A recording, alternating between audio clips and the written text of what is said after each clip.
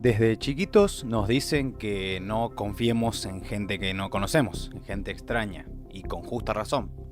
Pero, ¿qué pasa si el peligro viene en mano de dos niños de 10 años? Este es el tremendo caso de James Bulger, un niño de 2 añitos secuestrado, torturado y asesinado por otros dos niños. Nos situamos en Wood, Liverpool, el 12 de febrero de 1993, concretamente en el shopping New Strand. El pequeño James, de tan solo 2 añitos, acompañaba a su mamá Denise a hacer algunas compras, una tarde como cualquier otra. Por otro lado, en el mismo shopping se encontraban John Venables y Robert Thompson, dos niños de 10 años que se habían saltado las clases y estaban molestando por ahí por los locales. En un descuido de Denise, la madre de James, agarraron al pequeño de la mano y se fueron de ahí. Se dio la voz de alarma y enseguida comenzó la búsqueda del pequeño James, pero ya era tarde. John y Robert ya habían salido de New Strand y se alejaban del lugar andando con el bebé. Anduvieron como 4 kilómetros y fueron vistos por muchos adultos por el camino que posteriormente declararían. Hasta 36 personas declararon posteriormente haber visto a John y Robert andando con James, el cual lloraba y pedía por su mamá.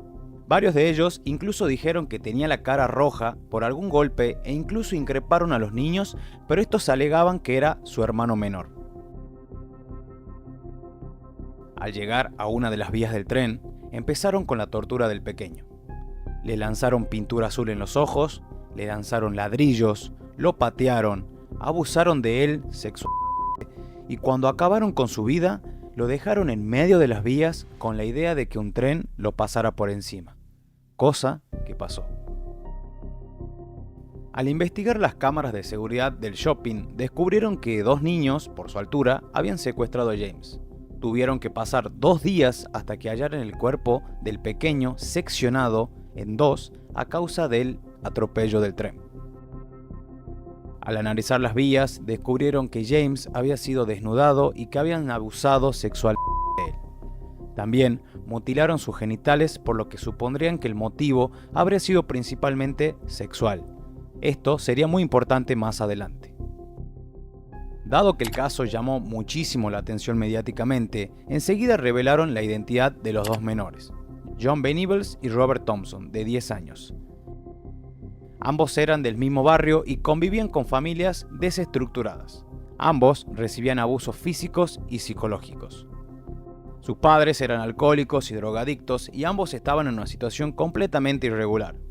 Se saltaban las clases continuamente y de hecho unos días antes habían intentado raptar a otro niño, pero la madre de él se percató de ello y lo impidió.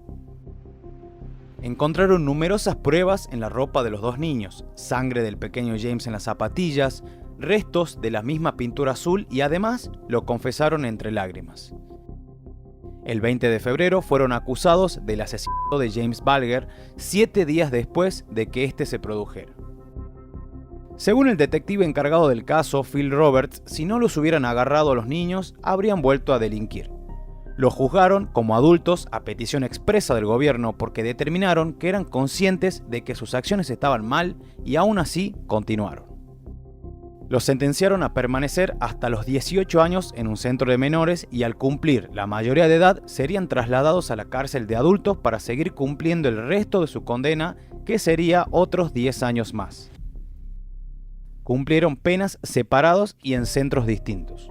Sin embargo, en 2001, cuando John y Robert cumplieron la mayoría de edad, fueron liberados y reinsertados en la sociedad con identidades nuevas y protegidas. Nadie puede mostrar fotografías suyas actuales bajo pena de prisión.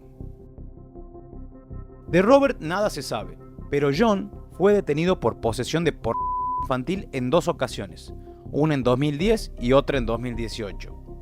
De ahí la importancia del motivo sexual del crimen de James. Fue sentenciado a 40 meses por la posesión de más de 1.200 imágenes de pornografía infantil. Se sabe que la rehabilitación de Robert y John le costó al Estado más de 4 millones de libras y que en al menos uno de ellos claramente no ha funcionado. Los padres de James siguen pidiendo justicia por el brutal asesinato de su niño. Sin dudas, un caso estremecedor, macabro y que nos deja reflexionando sobre la importancia de la crianza de nuestros hijos y sobre el cuidado de los mismos. Que tengan un buen día.